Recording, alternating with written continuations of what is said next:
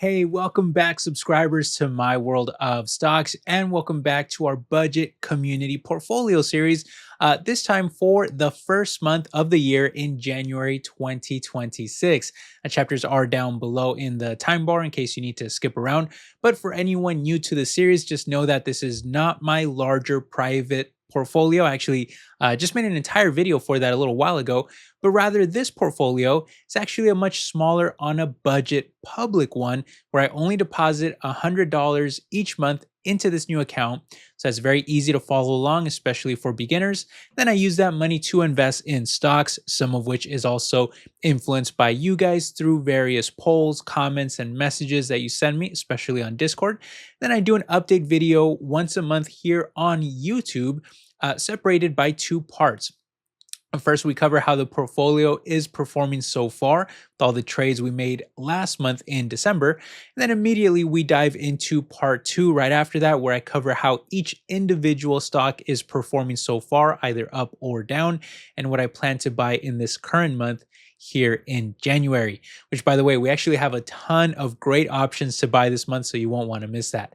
Before we start, though, just a little bit of housekeeping. If you'd like to get full access to this portfolio, as well as our private community Discord, where you can reach me, suggest new videos, hang out with other members, and even get access to my daily stock trade, where I post a new stock purchase every single day, then you can get access to all of that and more by supporting me on Patreon. Link is in the description, and I actually just started posting commercial-free videos on there too with early access. So there's a bunch of cool perks now on Patreon. And as always, I thank every single one of you that does support my channel, because I really couldn't do this without you, and it means a lot to me. So thank you for that. And lastly, just a heads up, we do use SoFi for this account, which I'm a very big fan of. It's completely free. It's got fractional shares, no fees, and tons of other cool features like setting up a Roth IRA completely free too. Plus, if you use my referral link down in the description, you'll even get a bonus $25 worth of stocks just for giving it a try. So I highly recommend you sign up if you haven't already and get yourself that free stock. All right, with all of that out of the way, though, let's go ahead and jump into part one now. Let's take a look at how the portfolio is holding up so far and all the moves that we made last month in December. Okay, so looking at it here, December was a bit of a wash for us, with some stocks performing great, but many fell too, which we'll cover in just a second, because I actually think it's leaving us with some fantastic buying opportunities here in January. But month over month, the portfolio only grew about 1% up to 3750. Now, having said that, though, in total, we are still up a whopping 34% overall, which, when we exclude our cash reserves, our actual stock investments themselves are up even more at close to 40% gains. So I'm very happy about the progress that we've been making on this portfolio. In terms of spending, though, we did go just a tiny bit over budget again for the month with $105 spent. That was for the third month in a row that we actually spent that same amount to finish up the year. And when looking at the individual stocks purchased, I did run a few polls to get feedback from you guys, including this one on Discord, where I asked, which of our 10 smallest positions should I buy more of? To which 21% of the votes went to Supermicro, which is a heavily beaten down data center infrastructure stock. So I added more of them, helped lower our cost basis a little too. And then over on Patreon, I asked you guys, which of our 5 REITs should I buy more of? To which Vici Properties took the commanding win, and that's ahead of Realty Income and a few others. And Vici is actually I would say my overall favorite REIT right now in the entire market. So I was more than happy to buy more shares of that stock too. And I'll talk to you guys more about REITs here in just a second too, because I do have a lot to say about them as usual, but we'll talk a little bit more about them here in just a second in part two. Okay, then finally over on YouTube, I asked you guys, which of these 4 tech giants should I buy more of? To which nearly half of all the votes went to Amazon. That was followed by Google with 27% of the votes, and Meta and Microsoft with 19% and just 9% each, respectively, too. And I really would have been happy to buy more of any of those tech giants, but I do think that I agree mostly with you guys that Amazon is probably the most attractive right now of the big 4. When you just kind of factor in how insanely dominant they are as a company, it always just blows my mind. The more I use Amazon myself, I always just can't believe how incredible that business is.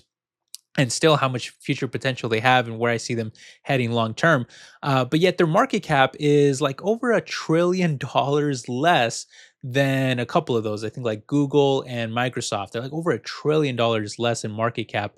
I actually think Amazon will trade much higher in the future. So I'm always happy to buy more Amazon stock, and even, of course, in my larger personal portfolio too.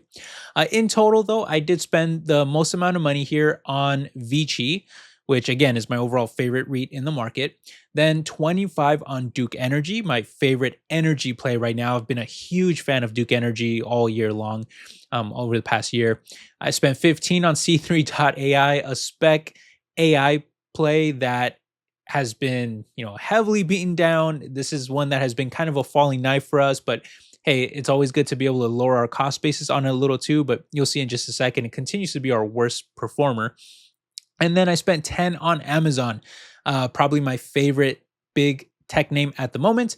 And then 5 each on Federal Realty and Realty Income, two amazing dividend REITs. Really like those. We'll talk more in a second about them, as well as Supermicro, who we also got to lower the cost basis on a little too. Okay, with all that said, though, the real fun begins here in part two, because now it's time to take a look at how each stock is performing thus far and what I'm going to be looking to buy more of throughout this month, too. And I can just tell you guys right off the bat, I just see so many opportunities that I can't wait to take advantage of.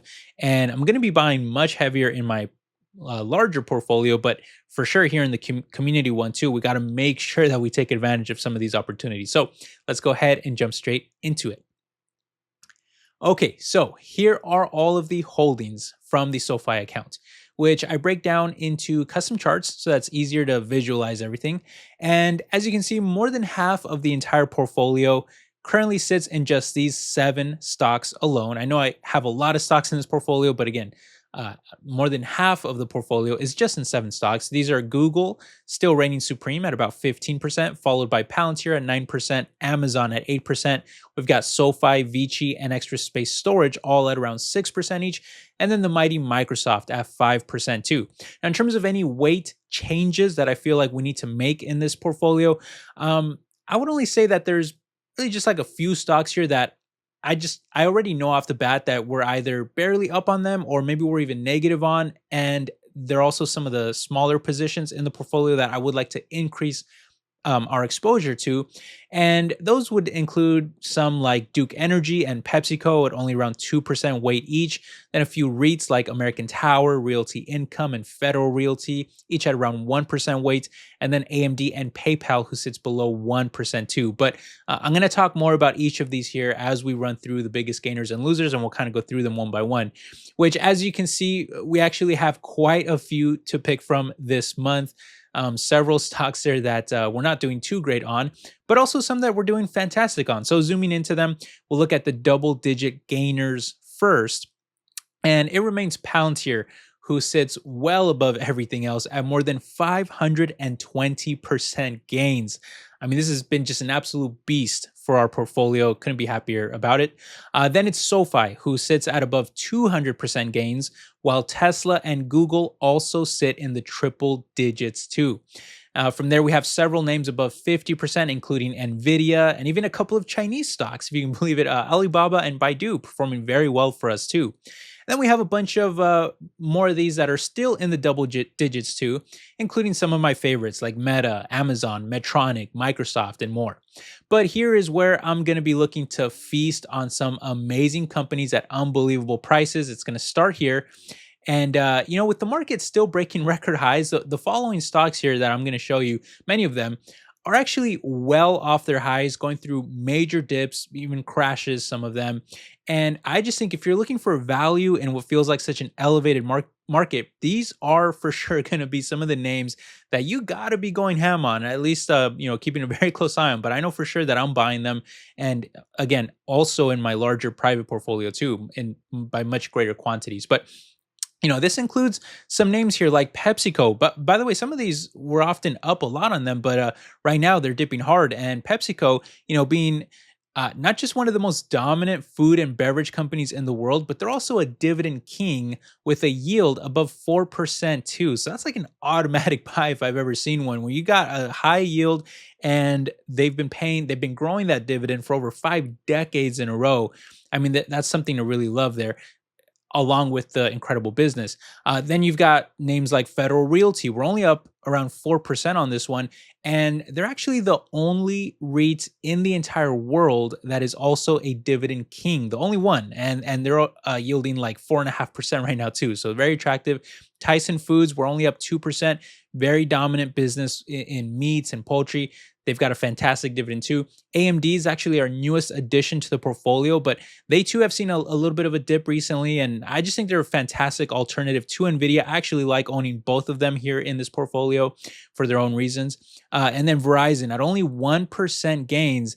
Their dividend is yielding like almost 7%. It's unbelievable. And their valuation is one of the cheapest that you'll ever find out there, especially for being such a dominant business in telecom and for that dividend that you get too. And then there's also Realty Income, a monthly dividend REIT stock. I'm super into this one right now. And, not that it makes a difference that they pay a dividend monthly, quarterly, doesn't really matter to me, but it is kind of nice, seeing those dividend payments every month. I will admit, I do kind of like it. It's just kind of, I don't know, it just kind of hooks me in, makes me want more of it. And I like seeing it every month. But I think they're a steal at these prices. I've been buying a lot of it, especially in my larger portfolio. But you want to talk about steals, real steals. Okay. So look at some of these ones that we're down on. So Duke Energy, we've got a cash cow type of energy business here with big plans for nuclear in the future too. We've got Pfizer, probably the cheapest biotech you can find right now, despite them being the largest pharma company in the world. They got a monster dividend of close to 7%, super attractive. And then we have three of my favorite REITs in the market too, in Extra Space Storage, Vici Properties, and American Tower. All three of them, they're down around 5 to 10% each. Guys, okay, first of all, EXR and Vici are easily my two favorite REITs just in general in the entire market right now. But overall, I think REITs as a whole, as a sector, as a space, I think they're being so heavily slept on right now, that group of stocks. Their valuations and just as importantly, their dividends have been so heavily affected by our high interest rate environment that we've been going through the past few years, where their prices have fallen to great depths and their dividends have skyrocketed to the point where I really think that we're going to see a giant correction coming in future years. When interest rates get under control and ideally come down further, right? There is absolutely no way that these REITs can continue trading at their low prices with such high dividend yields. Mark my words, the market is going to start flooding back into some of these names here when they realize how much higher yields they can get versus everything else that's out there that crashes on lower rates, being lowered by the Fed. And so my plan, and even more so in my larger private portfolio, is to load up on these REITs early to lock in my lower cost basis with huge dividend yields so that when the market does realize their value, they're going to be really late to the party. And I'm just going to be like a mile ahead of every single investor that will be jumping in at a later time. Now, obviously, a recession, market wide crash, a pandemic, something extraordinary like that would obviously derail the thesis that I have here. But regardless, I want to own these stocks very long term anyway. So because I love their businesses, right? Like I'm not just picking up random REITs that I don't even like. I love their businesses. I think they have fantastic businesses for the long term. There's no way I see these businesses getting smaller. I think they're going to get much bigger in the future.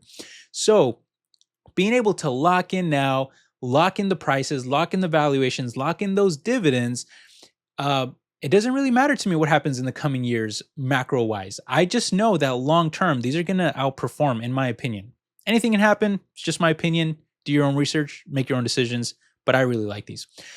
And, at present time, mind you, I would also say too that while the market is breaking record highs, these are stocks that are trading at some of the lowest levels, cheapest valuations, high dividend yields that we've ever seen. And some are even better, by the way, than they were during the Great Recession.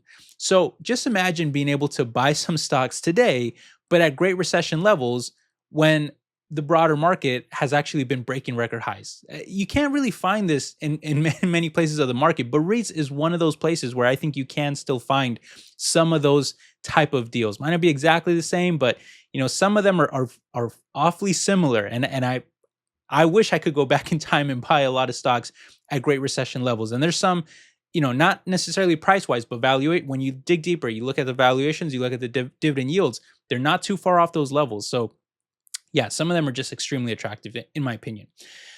Okay, so with that said, finally, I guess I should also mention here, there are some speculative names here that I could be adding more to this month as well, but these are not names that I like nearly as much as the others. However, we are down quite a bit on these. These are some of our worst performers. So I would like to lower our cost basis on at least a couple of these throughout the month, but it's not something that I'll be looking to buy too aggressively as some of the other names that I just outlined for you. Okay, with all of that said though, I did deposit another fresh $100 into the account for this new month, which brings our total up now to around 3,800.